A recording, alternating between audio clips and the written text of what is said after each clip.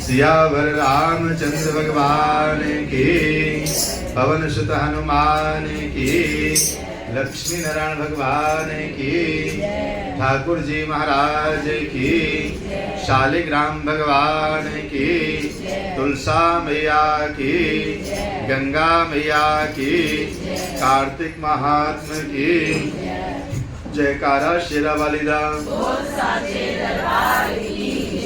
ओम लंबोदरम परम सुंदरमेकदंतम रक्तांबरम त्रिनयनम परमं पवित्रम् उद्यद्दिवाकरनिभोज्ज्वलकान्तिकान्तम् विघ्नेश्वरं सकलविघ्नहरं नमामि।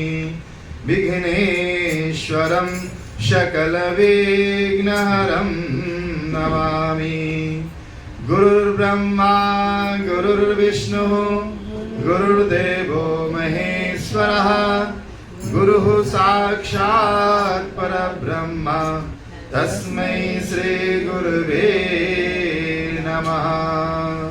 करारविन्दे न पदारविन्दं, मुखारविन्दे विनिवेशयन्त्रम्। बटस्य पत्रस्य पुटे शयानं, बालं मुकुन्दं मनसा स्मरामि। बालं मुकुन्दं शिरसा स्मरामि। नमो ब्रह्मण्यदेवाय गोब्राह्मणहिताय च जगद्धिताय कृष्णाय गोविन्दाय नमो नमः। करचरणकृतं वा कायजं कर्मजं वा, श्रवणनयनजं वा मानसं वा परार्धम्, विहितं विहितं वा सर्वमेतत्क्षमस्व। जय जय करुणाब्दे श्री महादेव शंभु। जय जय करुणाब्दे श्री महादेव शंभु। हे रामा पुरुषोत्तमा नरहरे, नारायण केशवा, गोविंदा गरुणाध्वजा गुणनिधे, दामोदरा माधवा। हे कृष्णा कमलापते यदुपते, सीतापते श्रीपते, वैकुंठाधिपते चराचरपते, लक्ष्मीपते पाहि मां। लक्ष्मीपते पाहि मां। ओम श्री परमात्मने नमः। बोलिए ठाकुर जी महाराज की, बोलिए शालिग्राम भगवान की, तुलसा मैया की, गंगा मैया की, कार्तिक महात्मा की, जयकारा शेरा वालिदा। कार्तिक महात्म की कथाओं में भगवान की लीलाओं का गुणगान सुनते हुए आप लोगों ने कल भगवान की जो लीलाएं सुनी उसमें बताया गया किस प्रकार से देवताओं ने अपना अपना अंश छोड़ा और उससे ये नदियां आज तक प्रभावित हो रही हैं और हम सब लोग उन नदियों में स्नान करके पुण्य प्राप्त करते हैं। ये सब सुनकर भगवान श्री कृष्णचंद्र जी महाराज ने कहा कि हे प्रिय नारद, आपने बहुत अच्छा वृत्तांत कथु को सुनाया है। और नारद जी के वचनों को सुनकर राजा पृथु जो हैं वो बड़े विस्मित से हो जाते हैं। कहते हैं जब हम कोई वृत्तांत सुनते हैं, कोई कथा सुनते हैं तो हमारे मन में कथा सुनने के बाद अनेकानेक प्रश्न उत्पन्न होते हैं। ये कैसे हो गया, अच्छा ये ऐसे हो गया, तो उसमें और जिज्ञासा बढ़ती है, और जिज्ञासा बढ़ने के बाद हम प्रश्न करते हैं, और जब हम प्रश्न करते हैं तो हमें उस प्रश्न का उत्तर मिलता है।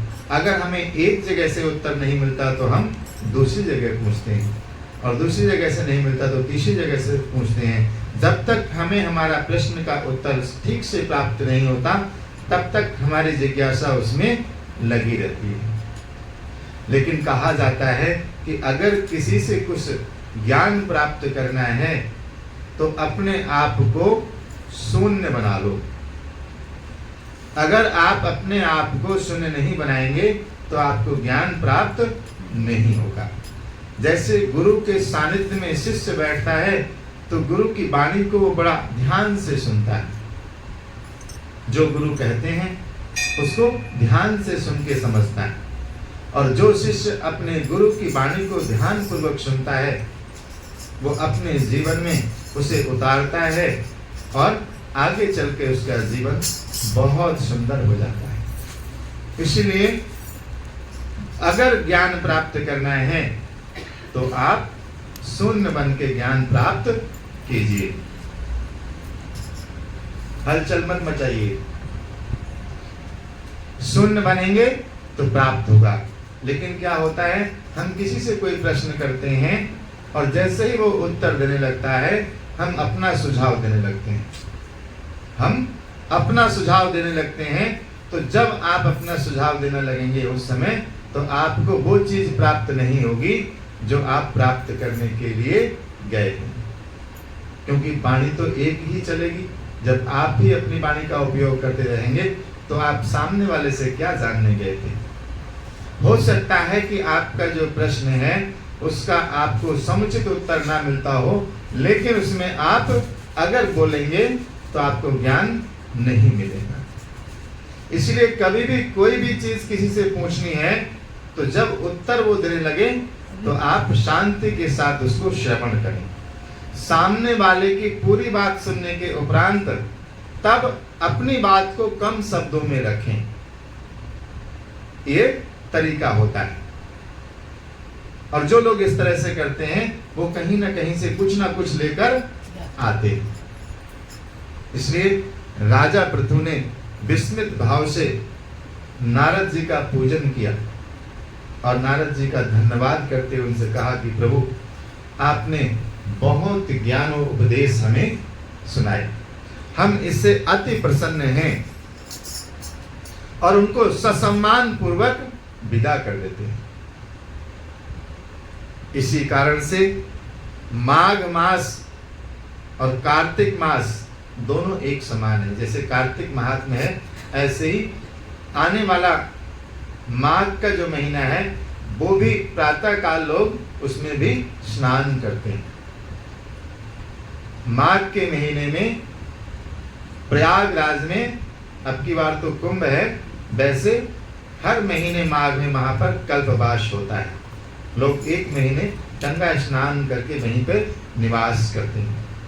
तो कहते हैं माघ का और कार्तिक का महीना एक समान होता है, और भगवान कहते हैं कि महीनों में कार्तिक का महीना मुझे अति प्रिय है, और तिथियों में एकादशी अति प्रिय है।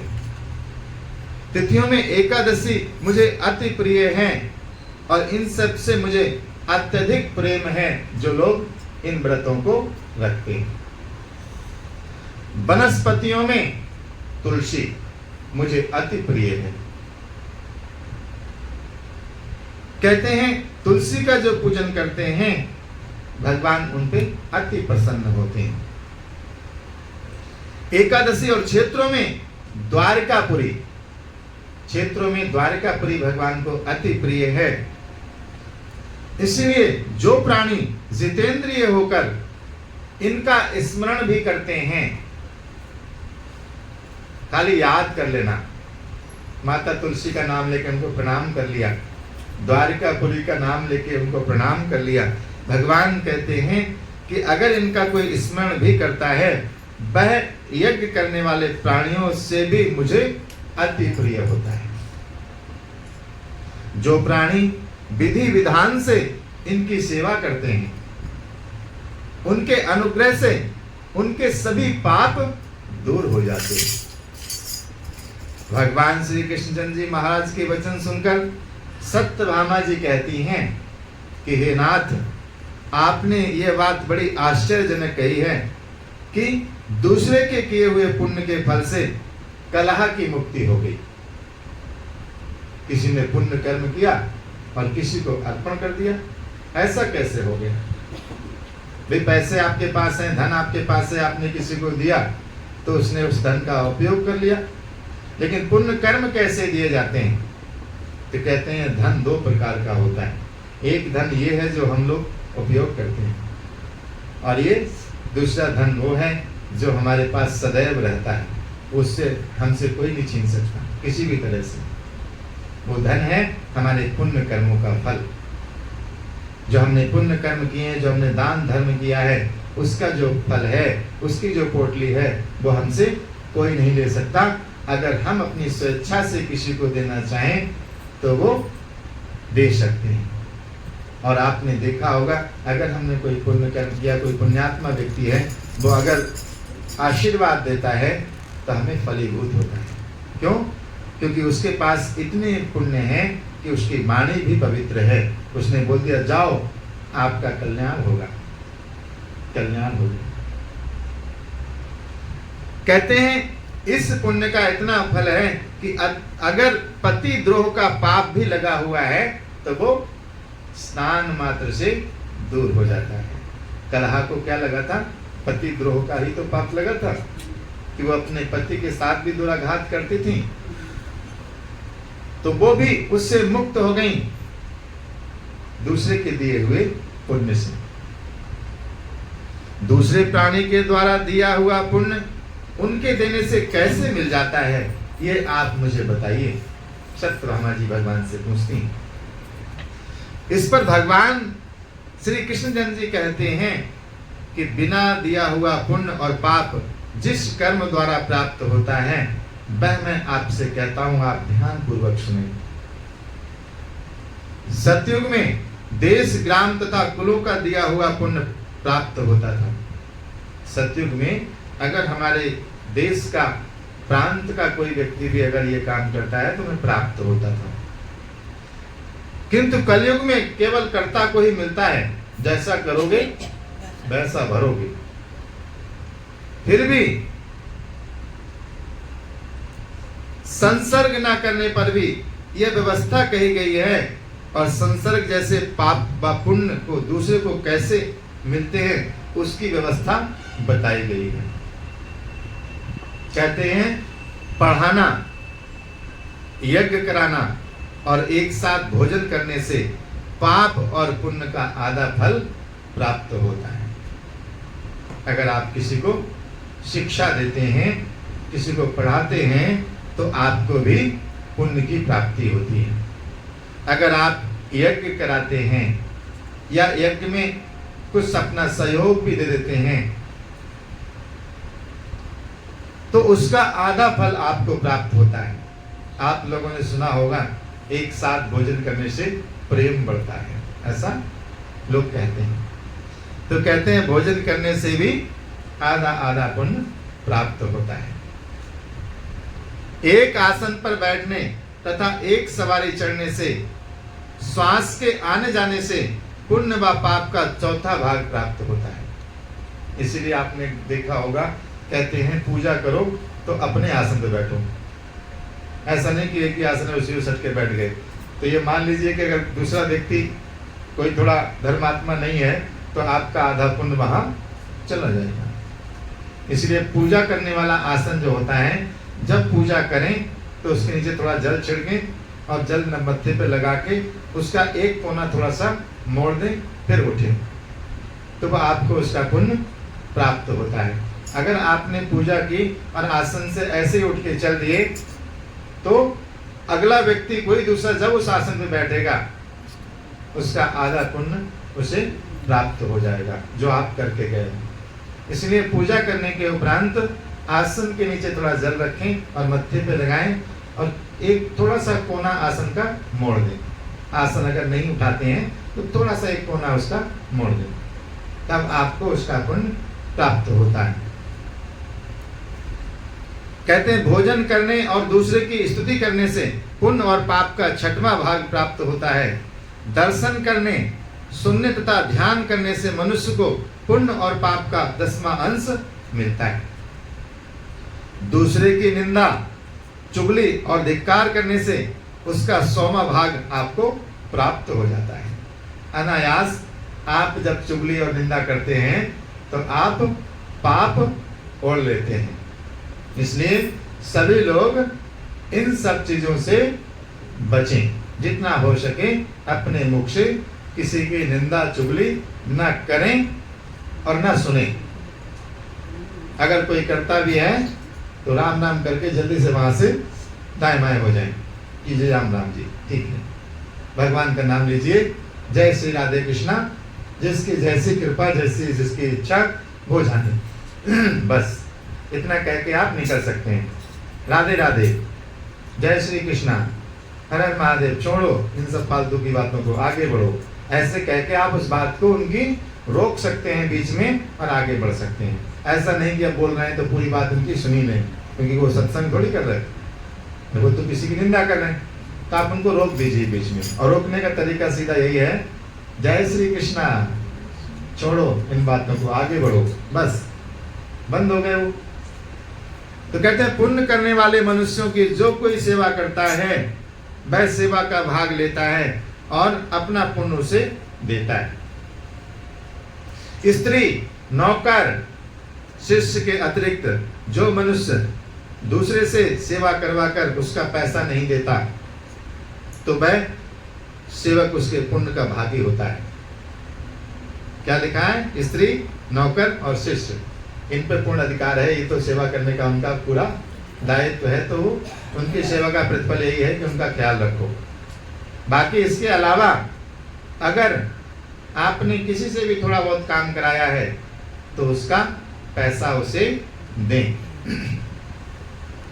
अक्सर लोग अपने प्रभाव में काम करा लेते हैं। माली को पकड़ा, इधर आओ, जरा ये गमले ठीक कर दो। आधा घंटा बेचारा काम किया, अब पैसा नहीं दिया उसको। पैसे का नंबर आया तो लो, ये 20 रुपये ले लो, जाओ।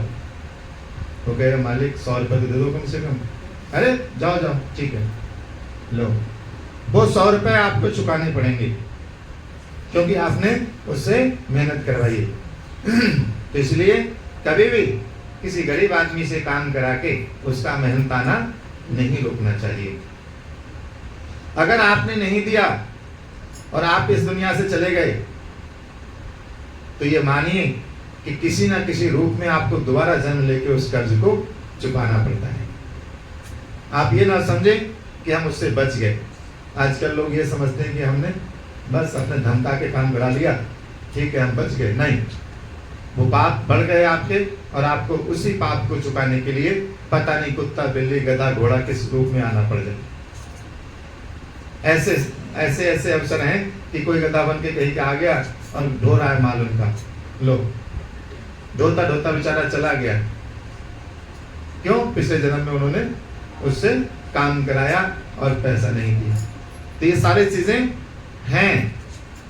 अभी कोई बता रहा था उस दिन कि पंडित जी ये चीजें सत्य होती हैं। हमारी एक माता जी थी, बड़ी बुजुर्ग सी, वो मर गई थी और उनको सब लोग शमशान ले गए। और शमशान में जब वो बैठी तो वहां जाके वो उठ के बैठ गई। शमशान में उठ के बैठ गई और जब उठ के बैठ गई तो लोगों ने कहा तो जिंदा हो गई। तो लोग उनको ले आए भाई घर, उनसे पूछा तो उन्होंने कहा कि मैं गई थी, मुझे 2 लोग बहुत भयंकर से पकड़े हुए थे और वो लेके गए थे और वहां मैंने देखा कि एक दाढ़ी वाला व्यक्ति काला काला सा बैठा हुआ था और उसने जब पूछा कि इसको क्यों ले आए तो आपने कहा था नहीं इसको नीचे फेंक दो। कहा, उन्होंने कहा नीचे फेंक दो और मुझे नीचे फेंक दिया वहां से और मैं वापस आ गई। तो आप देखिए ये सारी चीजें उन्होंने अपने मुख से बताई जो वहां जाके लौट आई। उनका समय नहीं हुआ था हम लोग इन बातों को सुन के ये सोचते हैं अरे किसने देखा है, ये सारी चीजें ऐसी होती हैं। नहीं, ये सारी चीजें यथार्थ हैं। यमराज के दूत आते हैं और हमें घसीटते हुए ले जाते हैं, जंजीरों से बांध के ले जाते हैं, हमें नाना प्रकार की यातना देते हैं, हमारे जो कर्म है उनके आधार पे हमें सजा मिलती है। सारी चीजें एक 100% सत्य हैं, लेकिन हम लोग यहाँ उन चीजों का ख्याल न करके नाना प्रकार के गलत काम करने में लग जाते हैं। हम सोचते भी नहीं है कि अरे वहां किसने देखा है, जब होगा तो देखा जाएगा। नहीं, अभी से समझ लो।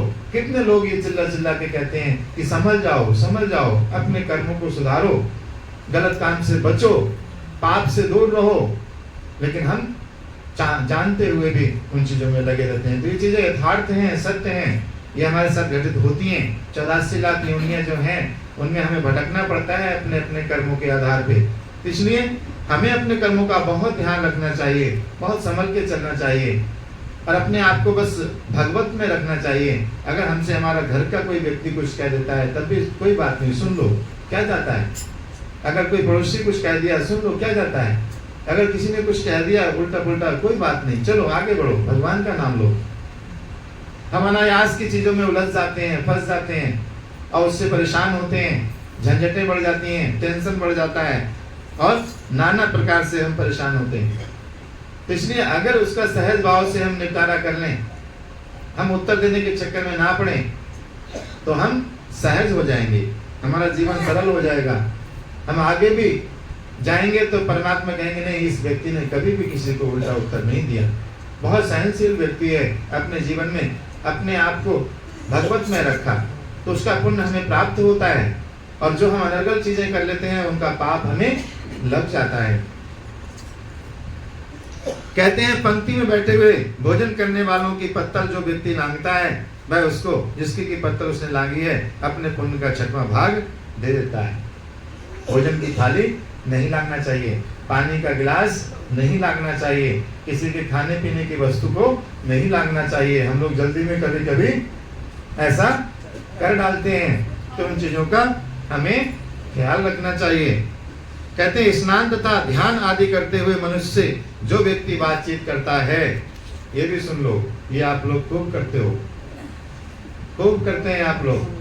कल हम यहाँ पे पूजा आरती कर रहे थे तो बाहर हमारी 2-4 माताएं बहनें आई, तो इतनी तेज वो बोल रहे थे कि हमें आरती करने में भी लग रहा था कि हम आरती के बीच में उनसे कहें कि भाई थोड़ा शांति तो रखो। हमारी माताएं बहनें थी सब, तो इसलिए ये सब चीजें हम लोग करते रहते हैं। इन चीजों का भी ध्यान रखें कि अगर कोई व्यक्ति पूजा कर रहा है तो उससे बात ना करें, बहुत आवश्यक है तो इशारे में बोलें, बोल के नहीं कि भाई लोटा दे दो या ये धूप दे दो या माचिस उठा दो। ये बातें होती है उस समय, ये थोड़ी होती है कि हमारे घर में ये हुआ, ऐसी बातें नहीं करनी चाहिए वहां पे। तो कहते हैं कि जो मनुष्य आपस में बातचीत करते हैं उस समय उनको भी पाप लगता है। या फिर उन लोगों को स्पर्श भी कोई करता है उस समय, किसी को ऐसे नहीं करना चाहिए जो पूजा कर रहा है। आपको इशारे से कोई बात करनी है, करो। तो अगर वो व्यक्ति उनको स्पर्श भी करता है तो अपने पुण्य का 6वां भाग उनको दे देता है।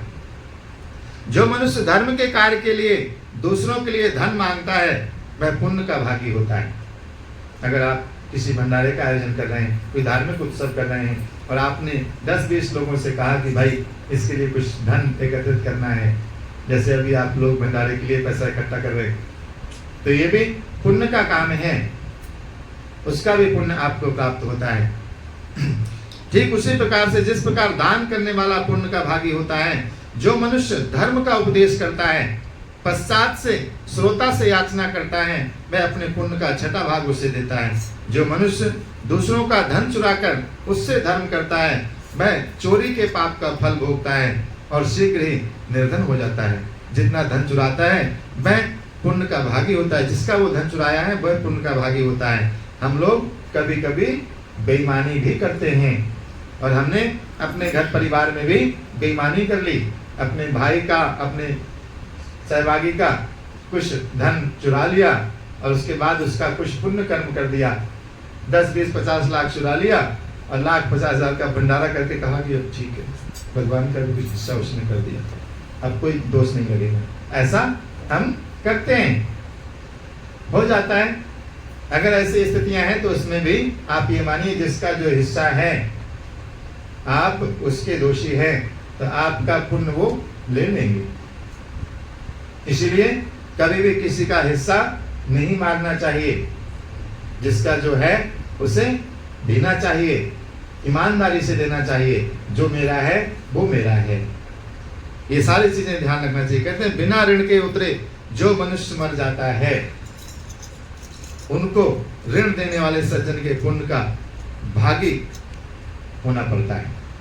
शिक्षा देने वाला, सलाह देने वाला, सामग्री को जुटाने वाला तथा प्रेरणा देने वाला, यह सब पाप और पुण्य के छठे भाग को प्राप्त करते हैं। राजा प्रजा के पाप पुण्य के षष्ठ अंश का भागी होता है। गुरु शिष्य के और पति पत्नी का, पिता पुत्र का, स्त्री पति के किए हुए पुण्य का छठा भाग प्राप्त करती है। पति ने अगर कोई पुण्य कर्म किया है तो स्त्री को छठा भाग प्राप्त होता है। पति को प्रसन्न रखने वाली आज्ञाकारिणी स्त्री पति के किए हुए पुण्य का आधा हिस्सा लेती है। जो पत्नी अपने पति की श्रद्धा भाव से सेवा करती है, उसका ध्यान रखती है, अगर वो कोई पुण्य कर्म करता है तो उसके आधे भाग की वो अधिकारी हो जाती है। इसलिए कहा जाता है कि जो पतिव्रता नारियां होती हैं वो अपना पहला धर्म समझती हैं अपने पति की सेवा। अगर आप भगवान की पूजा में लगे हैं और पतिदेव आपके ऑफिस जा रहे हैं, उनको अगर नाश्ता की जरूरत है, आपने उनको बिना नाश्ता के भेज दिया, तो ये पूजा नहीं है। तो कहते हैं उनको ससम्मान आदर पूर्वक उनका ध्यान रखते हुए उनको भेजिए, उसके उपरांत बैठ के फिर पूजा कीजिए। ये नहीं कि उनसे कह दिया मैं पूजा कर रही हूँ, वो पूजा नहीं। तो कहते हैं उनका आप ख्याल रखते हैं, वो भी आपकी पूजा ही है। तो कहते हैं जो पुण्यात्मा पराये लोगों को दान करता है, वह उनके पुण्य का छठा भाग प्राप्त करता है। जीविका देने वाला मनुष्य जीविका ग्रहण करने वाले मनुष्य के पुण्य के छठवें भाग को प्राप्त करता है। इस प्रकार दूसरे के किए हुए पुण्य अथवा पाप बिना देने के भी दूसरे को मिल ही जाते हैं, चाहे आप दें या ना दें। अगर आप इन कार्यों को करेंगे तो आपका पुण्य चला जाएगा और आ भी जाएगा। जो मैंने ये नियम बताए हैं, ये सारे नियम जो हैं यथावत लागू होते हैं, लेकिन कलयुग में मनुष्य जो है अगर जो करेगा उसको उसका पाप और पुण्य भोगना पड़ता है। कहते हैं इस संबंध में एक बड़ा पुराना ऐतिहासिक वृत्तांत है जो पवित्र भी है और बुद्धि को देने वाला भी है। वो मैं आप लोगों से कल सुनाऊंगा, आप लोग ध्यान पूर्वक सुनिएगा। बोलिए लक्ष्मी नारायण भगवान की, बोलिए शंकर भगवान की। आप लोग एक कथा और सुन